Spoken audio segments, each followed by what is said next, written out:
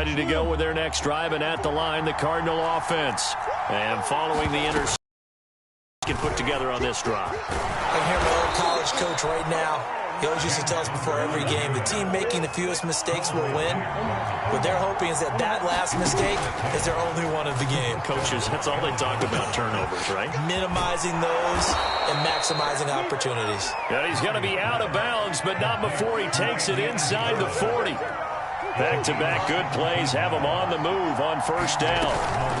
Out of the shotgun, they'll run with Connor. 50 yards rushing for him now with a couple of touchdown runs to boot. I like it. I like the call. Still an opportunity to run the football and chew up a little more time off the clock.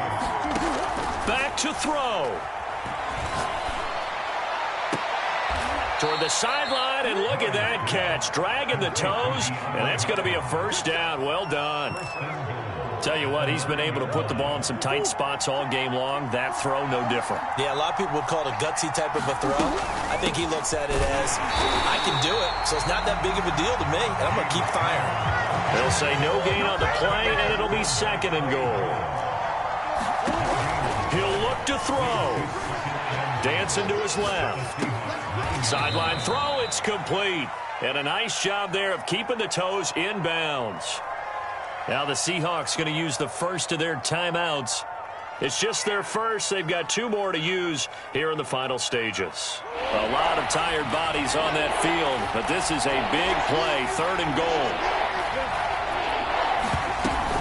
They'll try to run it. This is Connor. They push forward, but I don't think it's enough. He's going to be about a yard short. Now the Seahawks call the 2nd of their 3 timeouts. That'll leave them with just 1 remaining in this 4th quarter of play.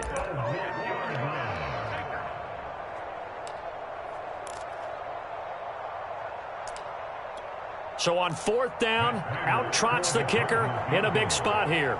This to potentially send us to overtime.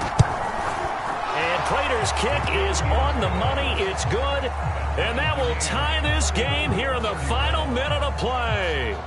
Well, he was a spectator for much of this game. This is his first field goal opportunity of the entire contest, but he's able to connect. Yeah, he had a pretty good seat to this one, didn't he? But let's face it, all kickers that you and I know, they want to contribute. They want their opportunity, and he seized his. Coming to the line here to begin their next drive, the Seahawks offense. They have a little bit of time here to get into field goal range. Not much. In a tie game, you don't want to do anything crazy, right? I agree with you on that one. Risk-reward, okay? If you go for it, what is the absolute reward on this? But the risk is probably greater. Run the clock out, get to overtime, and try and win it there. All right, we'll see if they do just that. Eluding the pressure right. Nothing open downfield, so he'll throw it away. Work with me, partner. Take a deep breath, because that's what they're doing down the field now. That incompletion allowed them to exhale a little bit. Get in the huddle, kind of scan the crowd, see if any celebrities are here. Relax a little bit as they start this big drive.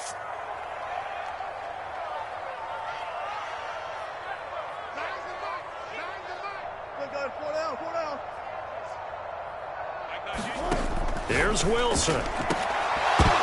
And that will be incomplete with the clock showing 18 seconds now to go. Now they face a 3rd and 10 after back-to-back incompletions. Now Wilson. Flush to his right. And he can't get a throw off. He's taken down. What a huge play at this point in the game. Now here's Michael Dixon. And surprisingly, this is the first punt of the game for either team.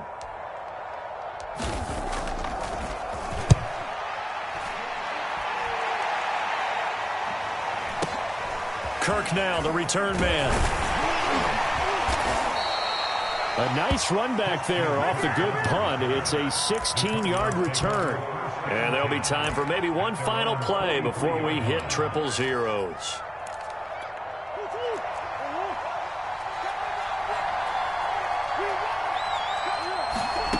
Now Murray. Steps away to his left. And he'll just get rid of it. And we need overtime to decide this one after 4 quarters of play. We're all even. The extra session in a moment. This is the NFL on EA Sports. It's a little teaching moment here. Overtime rules. Remind us how this goes, partner. Okay, so in the past, we had sudden death. First team to score wins, but no longer. Now, if the team receives the ball, scores a touchdown, they win the game. If they kick a field goal, though, or don't score, the other team gets a possession. And after both teams get a possession, then we're into sudden death. First team to score wins the game. And they're going to start this drive in pretty good shape as they get it up past the 30.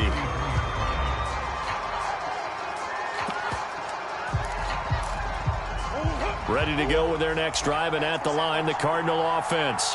They're set for their first drive here in overtime, and this is where the crowd can really become a factor. They've had to battle it all day, but I know what you're saying. In overtime, that gets doubled, doesn't it? At least, because now the crowd really wants to be involved and help their team, and that first drive can dictate the whole thing because they know if this team takes it downfield and scores a touchdown, it's game over. It's been loud in here so far. On second down, it's Connor, and they'll get it up just short of the 45 at the 44. 64 yards rushing for him now as he is just trying to will his guys to an overtime victory.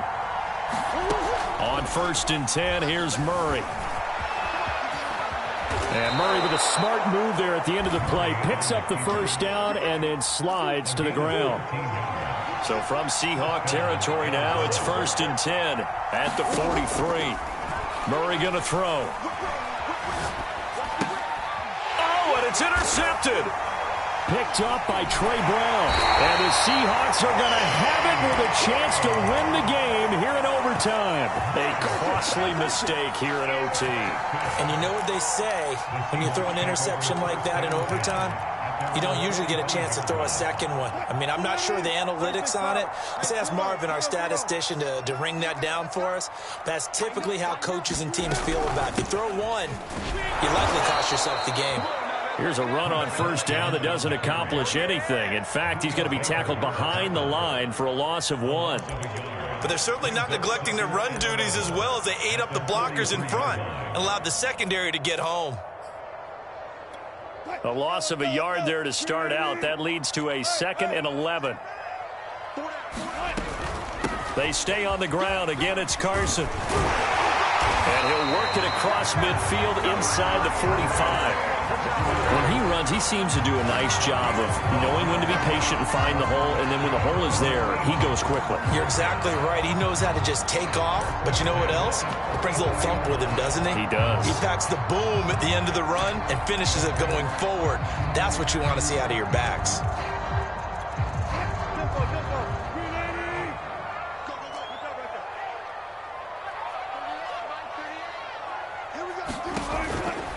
Penny, a first down carry. And he's going to take this ahead for right around 3 yards, but no more than that.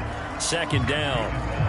Not a whole lot there. The defense was ready, it looked, for that run-pass option. You get the sense that next time he has that opportunity, he may keep it himself and get to the perimeter. Probably owes his back a little bit of an apology on that one, huh?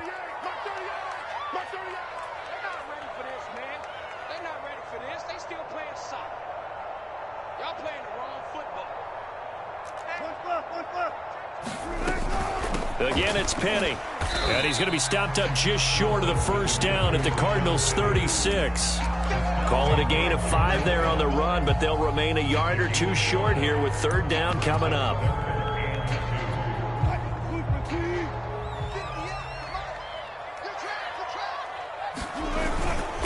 This is Carson. And this effort won't be enough as they rally up to stop him a couple of yards short. He needed 2, he got 1, and that's going to leave him with 4th down and a yard. So on now comes the kicker. It's Jason Myers.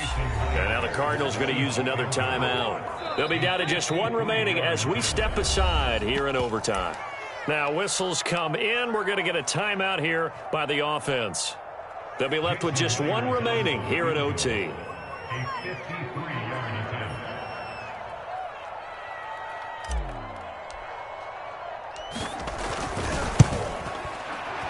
And he got it. The kick is good. In overtime, he's able to split the uprights. And with that, they will move out in front by 3.